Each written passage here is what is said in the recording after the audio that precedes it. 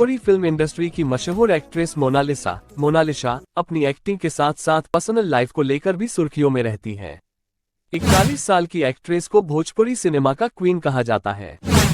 Mona Lisa का असली नाम अंतरा बिस्वास है। मोनालिसा ने 80 से ज्यादा भोजपुरी फिल्मों में काम किया है, लेकिन वो भोजपुरी के अलावा हिंदी, उड़िया, बंगाली, कन्नड़, तेलुगु और तमिल फिल्मों में भी नजर आ चुकी हैं।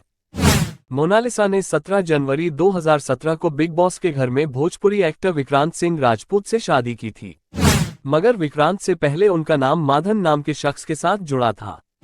दरअसल मोनालिसा जब बिग बॉस 10 में कंटेस्टेंट के तौर पर नजर आई थी, तब उनकी एक तस्वीर काफी वायरल हुई थी। इस तस्वीर में वह एक उम्रदराज आदमी के साथ नजर आ रही थी। इस आदमी का नाम माधन बताया गया।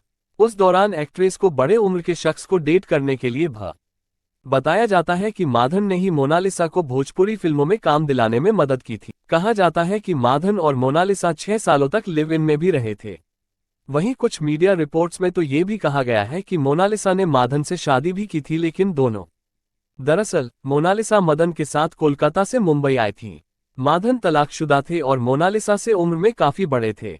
हालांकि मोनालिसा ने कभी भी अपने इस रिश्ते के बारे में खुलकर बात नहीं की और शादी की खबर को भी खारिज कर दिया। एक्ट्रेस ने अपने एक इंटरव्यू में बताया कि मेरे माता पिता सहित हर कोई जानता है कि मैं विक्रांत से साल 2008 में दूल्हा अलबेला के सेट पर मिली थी।